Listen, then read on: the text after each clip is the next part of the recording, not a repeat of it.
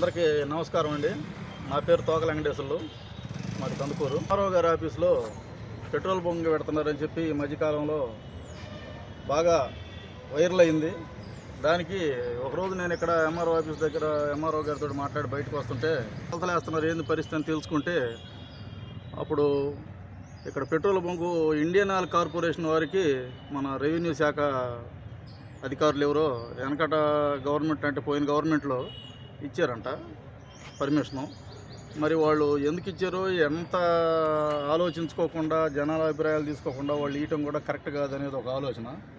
ఆ కొలతలు వేసేటప్పుడు బాబు ఇప్పుడు ఆపండి, మా జనాల అభిప్రాయం తీసుకోకుండా ఇక్కడ ఎంఆర్ఓ ఆఫీసులో పెట్రోల్ బంక్ పెట్టడం అనేది కరెక్ట్ కాదు అని గట్టిగా నిలదీయటం జరిగింది. ఆ రోజు వాళ్ళు వెళ్ళిపోయారు. మళ్ళీ తర్వాత ఒక నెల తర్వాత మళ్ళీ వచ్చారు. సమయానికి ఏంటంటే నా టైం ఏమో కానీ నేను ఇక్కడే ఉన్నా. ఆ టైం కూడా ఎంఆర్ఓ గారు ఇక్కడ పని ఉండి వచ్చాను. ఏంది సార్ మళ్ళీ వచ్చారు మీరు అని అంటే, మేము ఆ రోజు వచ్చిన వాళ్ళు వేరు, మేము వేరు, మాకు పైనుంచి ఆర్డర్స్ ఉండయి అని అన్నారు. ఎక్కడ ఆర్డర్స్ ఉండయి ఏముండయి అని చెప్పి నేను ఎంఆర్ఓ గారితో మాట్లాడితే ఎంఆర్ఓ గారి కాడ ఉండయి అని తెలిసిన తర్వాత పోయాను, మాట్లాడిన తర్వాత ఆయన 3వ నెల 12వ తారీఖు అనుకుంటా ఆ డేటు ఒక పేపర్ ఒకటి చూపించాడు. సార్ గారు ఏం సార్ ఇది కరెక్ట్ కాదు కదా అని మన నాయకుల ద్వారాగా మాట్లాడదామని చెప్పి శివరాం గారితో మాట్లాడాను. అలాగే మన నాగేశ్వరరావు గారితో మాట్లాడిన తర్వాత వీళ్ళందరూ కూడా ఏమన్నారంటే ఇది కరెక్ట్ అయిన పద్ధతి కాదు, సరే ఏదేమైనా కానీ గత గవర్నమెంట్లో ఇచ్చింది కాబట్టి ఇప్పుడు ఈ గవర్నమెంట్ అయినా సరే దాన్ని రద్దు చేస్తుందనే ఆలోచనతో మేము అందరం ముందుకు పోయాము. అయితే దురదృష్టం ఏంటంటే మళ్ళీ నిన్న కాక మొన్న ఇవాటికి 3 రోజుల నాడు మళ్ళీ వచ్చి కొలతలేస్తున్నారు. అసలు మీ దగ్గర ఉన్న రైట్స్ ఏంటి? ఇక్కడ పెట్రోల్ బంక్ పెట్టి ఎవరిని ఉద్ధరించాలని చెప్పి ఇక్కడ చుట్టుపక్కల ఉండే ఆఫీసులు ఇవన్నీ ఉంటే ఇక్కడ పెట్రోల్ బంక్ పెడితే మీరు ఏం చేయాలనుకుంటున్నారు? పెట్రోల్ బంక్ పెడితేనే మీరు రెవెన్యూ శాఖ వాళ్ళు ఇక్కడ బతికే పరిస్థితి లేకుండా ఉందా అని శివరాం గారు నేను ఇద్దరమే ఆ టైంలో వేరే వాళ్ళు ఫోన్ చేస్తే వచ్చి మాట్లాడాం. కలెక్టర్ గారి దగ్గర నుంచి ప్రెజర్ వస్తుంది, పైనుంచి ఆర్డర్స్ ఉన్నాయి అని చెప్పి ఎంఆర్ఓ గారి దగ్గరుండి డిపార్ట్మెంట్ వారు పోలీస్ డిపార్ట్మెంట్ వారితో దగ్గరుండి కొలతలు వేపిస్తున్నారు.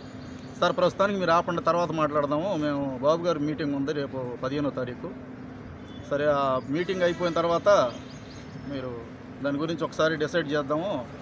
ఎందుకంటే నేను మీరు ఇంకొకరు చెప్పేది కాదు, ఇది ఎందుకు చేశారో ఎట్లా చేశారో దీని గురించి మనం ఇప్పటికిప్పుడు మాట్లాడటం కరెక్ట్ కాదని మన శివరాం గారు చెప్పారు. సరే దాని మీద వాళ్ళైతే ప్రస్తుతానికి ఆగిపోయారు. నేనైతే మాత్రం హైకోర్టులో పిల్లేసి ఉన్నాను. అది ఖచ్చితంగా రేపో మాపో వచ్చుద్దని అనుకుంటున్నాను. అందరికీ నోటీసులు వస్తాయి. దీనివల్ల ప్రజలకి ఇబ్బంది వచ్చుద్దనే ఒక్క ఆలోచన తప్పితే మాకు సొంతంగా మాకేం అవసరం కూడా లేదు. ఎవరు పెట్టుకుంటే మాత్రం మాకెందుకండి లేనిపోయింది. కాబట్టి ప్రజలకి ఎటువంటి ఇబ్బంది లేకుండా ఇక్కడ ఉండే ఆఫీసులు దాదాపుగా 10-12 ఆఫీసులు ఉన్నాయి అనుకుంటా. ఏదైతే రెవెన్యూకి సంబంధించినవి కానీ, అగ్రికల్చర్కి సంబంధించినవి కానీ, పిల్లలకు సంబంధించినవి కానీ, వెలుగు ఆఫీసులు కానీ, ఇవన్నీ కూడా ఇన్ని ఆఫీసులు పెట్టుకొని ఇక్కడ పెట్రోల్ బంక్ పెడితే ట్రెజరీ కూడా ఉంది ఇక్కడే. ఏదైనా జరిగి ఫైర్ అయితే దానికి ఎవరు బాధ్యత వహిస్తారని చెప్పి మన శివరాం గారు మాట్లాడారు. ఆయన అంటం అనేది కాదు, మేము ఎమ్మెల్యే గారితో కూడా రాత్రి కూర్చొని గంట సేపు కూర్చొని మాట్లాడొచ్చాం. మన నాగేశ్వరరావు గారు కూడా మంచి పాజిటివ్గా ఉన్నారు మాతోటి. ఎందుకంటే ఇక్కడ పెట్రోల్ బంక్ పెట్టి ఎవరి కోసం, ఎవరు స్వార్థం కోసం ఆ గత గవర్నమెంట్లో చేశారో మాకైతే తెలియదు. కానీ ఇప్పుడైతే మాత్రం ఖచ్చితంగా ఆపేదానికి 100% మేమైతే మాత్రం మా కృషి మేము చేస్తున్నాము. ఖచ్చితంగా ఆగిపోద్దని నమ్ముతున్నాము. ఇటువంటి పనులు ఎప్పుడు కూడా చేయకూడదు. ఏ గవర్నమెంట్ అయినా సరే ప్రజలకి అనుకూలంగా ఉండాలా. ప్రజలకు అనుకూలంగా చేస్తేనే ప్రజా గవర్నమెంట్ అవుతుంది, ప్రజా ప్రభుత్వం అవుద్ది. మన బాబు గారికి కానీ, తెలుగుదేశం పార్టీకి కానీ, మేము కూడా తెలుగుదేశం పార్టీ గతంలో ఎప్పుడు కూడా తెలుగుదేశం పార్టీలో ఉంటాము. కానీ కందుకూరు నియోజకవర్గ అభివృద్ధి కమిటీ తరఫున మాత్రం నేను దాంట్లో నెంబర్ని.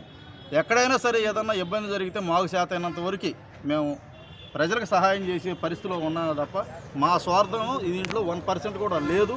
ఎవరు కూడా దీని గురించి అపోహలకు పోవద్దు. ఏ పార్టీలకి సంబంధం లేదు. కందుకూరు నియోజకవర్గ అభివృద్ధి కమిటీ దీన్ని పూర్తిగా తీవ్రంగా ఖండించి దీన్ని ఆపేదానికి ప్లాన్ చేస్తున్నాం. ఎంఆర్ఓ ప్రాంగణంలో ప్రభుత్వం ఒక రాంగ్ స్టెప్ వేసింది. ఎందుకంటే ఇక్కడ దాదాపు బ్రిటిష్ కాలం నుంచి ఇక్కడ అనేక ప్రభుత్వ కార్యాలయాలు నడుస్తూ ఉన్నాయి. ఇక్కడ అదేవిధంగా అనేక యాప చెట్లు కూడా అప్పటి నుంచి ఉన్నాయి. అదేవిధంగా ప్రజలు కూడా ఇక్కడ వచ్చి అప్పుడప్పుడు కూర్చొని మాట్లాడుకుంటూ ఉంటారు. అదేవిధంగా ప్రభుత్వాలకు సంబంధించి మీటింగులు కూడా ఇక్కడ జరుగుతూ ఉంటాయి. అయితే ఈ ప్రభుత్వం గత ప్రభుత్వం ఏదైతే రాంగ్ స్టెప్ వేసింది, ఇక్కడ ఐఓసీకి సంబంధించి పెట్రోల్ బంక్ పెట్టాలని నిర్ణయించింది. వాళ్ళకి 99 సంవత్సరాలు లీజు కూడా ఇవ్వటం జరిగింది. అయితే ఇప్పుడు ప్రభుత్వం కూడా దానికి పెట్రోల్ బంక్ పెట్టుకోవడానికి ఎన్ఓసి ఇచ్చింది. దీన్ని మేము పార్టీ తరఫున తీవ్రంగా వ్యతిరేకిస్తున్నాం. ఎందుకంటే మండల ప్రజలు కానివ్వండి, మండలానికి సంబంధించిన అనేక ప్రభుత్వ కార్యాలయాలు ఉన్నాయి, ప్రజలు ఉంటున్నారు. దానివల్ల చాలా ప్రజలకి ఇబ్బందికరంగా ఉంటుంది. కాబట్టి ప్రభుత్వం వెంటనే ఈ పెట్రోల్ బంకు ఏర్పాటుని వెంటనే విరమించుకోవాలని మేము ప్రభుత్వాన్ని డిమాండ్ చేస్తా ఉన్నాం. అదేవిధంగా ప్రభుత్వం అనేక మార్లు మేము ప్రభుత్వానికి అధికారులకు చెప్పినా కానీ ప్రభుత్వం వీళ్ళు అధికారులు కానివ్వండి పట్టించుకోవడం లేదు. ఎన్వీసీ వాళ్ళు వచ్చేసి కొలతలు తీస్తూ ఉన్నారు. ఇప్పటికైనా ప్రభుత్వం ఈ యొక్క చర్యని మానుకొని పెట్రోల్ బంక్ ఏర్పాటుని విరమించుకోవాలని మేము ప్రభుత్వానికి డిమాండ్ చేస్తా ఉన్నాం. బ్లాక్ షీప్ ఎవరు దీన్ని ఇంత తీవ్రంగా ఒత్తిడి చేస్తున్నటువంటి శక్తి ఎవరో కూడా మనం రైట్ టు ఇన్ఫర్మేషన్ కింద అప్లై చేసినా కానీ తెలియడం. ఇక్కడ 15 ఆఫీసులు ఉన్నాయి, పార్కింగ్ ప్లేస్ లేదు. అన్ని 1991లో నాటినటువంటి చెట్లు ఇక్కడ ఉన్నాయి. అనేక మంది ప్రజలకు పార్కు గతి కూడా లేని కందుకూరులో అనేక మంది ప్రజలకు ఈ చెట్లు నీడనిస్తున్నాయి. ఈ 15 కార్యాలయాలకు వచ్చే వాళ్ళకు కూడా ప్రజలకు కూడా ఇక్కడ కనీసం కూర్చోడానికి వీలు లేకపోయినా నిలబడడానికైనా నీడ ఉంది. ఇటువంటి రద్దీ ప్లేస్లో మెయిన్ గేట్ని బ్లాక్ చేస్తూ ICDS women and child welfare ఆఫీస్ని పూర్తిగా క్లోజ్ చేస్తూ ఎంఆర్ఓ ఆఫీస్ పోవడానికి కానీ డాక్టర్ ఆఫీస్ని కూడా బ్లాక్ చేస్తూ ఇక్కడ ఎండి ఆఫీస్కి రావడానికి కానీ ఎంఆర్ఓ కార్యాలయానికి రావడానికి కానీ అక్కడ పనికాహార పథక office, educational office, agriculture office, retired employees office ఇన్నున్నా కానీ దాన్ని మొత్తాన్ని దారిని దిగ్బంధిస్తూ పెట్రోల్ బంకును పెట్టడానికి ట్రై చేయడం ఇది రాజకీయ బేలతనం అయింది. అధికారులు ఏం చేయలేరు. దీని వెనక ఖచ్చితంగా ప్రబలమైన రాజకీయ శక్తి ఉంటేనే వాళ్ళు అంత ఒత్తిడి చేయగలరు. కాబట్టి దీన్ని మేము తీవ్రంగా ఖండిస్తున్నాం. కందుకూరు అభివృద్ధి మండలి తరఫున ఇప్పటికే స్థానిక ఎమ్మెల్యే గారికి, కలెక్టర్ గారికి స్వయంగా మంత్రి గారితో మాట్లాడాం. ఎవరితో మాట్లాడినా ఈ ప్రయత్నం ఆగలేదు. దీని వెనకున్న ఆర్థిక లేకపోతే రాజకీయ లబ్ధి ఏందో బయట పెట్టాలి. ఎవరు మాట్లాడడంలా, ఎవరు బ్లాక్ షీప్ ఎవరు దీని వెనక? ఎవరిని అడిగినా తేలు కుట్టిన దొంగల్లాగా ఉంటున్నారు, సైలెంట్గా ఉంటున్నారు. చివరికి మేము ఎమ్మెల్యే గారి మీద నిన్న ఒత్తిడి చేస్తే ఆయన ఒక లెటర్ ఇచ్చాడు. ఆ ప్రాంతంలో ఈ పెట్రోల్ బంక్ పెట్టడానికి వీలు లేదు, అంత రద్దీ ప్రాంతంలో ఎలా పెడతారని కలెక్టర్ గారికి లెటర్ రాస్తూ మాకు కూడా ఒక కాపీ ఇచ్చారు. దాన్ని సబ్ కలెక్టర్ గారు కూడా ఇచ్చాం. ఎట్టి పరిస్థితుల్లో కూడా ప్రజలకు తీవ్ర అసౌకర్యం కలిగించేటువంటి ఈ పెట్రోల్ బంక్ పెట్టే ప్రయత్నాన్ని కందుకూరు అభివృద్ధి మండలి తరఫున మేము తీవ్రంగా ఖండిస్తున్నాం. దీని వెనక ఉన్నటువంటి రాజకీయ శక్తులన్నీ బయటికి రావాలి, లేదా ఏమి లబ్ధి ఉందో చెప్పాలి. ఒకవేళ రెంటే అనుకో 15,000 రూపాయలు నామినల్ రెంట్ అంటున్నారు. 15,000 రూపాయలు ఎంఆర్ఓ మా రెవెన్యూ డిపార్ట్మెంట్లో రావా? 15,000 రూపాయలు వాళ్ళు ఏం చేస్తారా 15,000ని? అందులో 90 సంవత్సరాలకు లీజుకి ఇచ్చేది ఏంది? ఎవడబ్బు సొమ్ము ఇది? ప్రజల ప్రాపర్టీని పబ్లిక్ దేనికన్నా వినియోగిస్తున్నారు అనుకోండి, ప్రజాభిప్రాయం సేకరించాలి కదా. ప్రజాభిప్రాయం కూడా సేకరించకుండా ఇష్టం వస్తున్నారు చేస్తున్నారు. కాబట్టి నేను కందుకూరు ప్రజలకి విన్నవించేది ఏంటంటే, మా ఒక్కళ్ళమే కాదు ప్రజలందరూ తిరగబడితే కానీ ఈ కుట్రల ప్రయత్నం ఆగదు.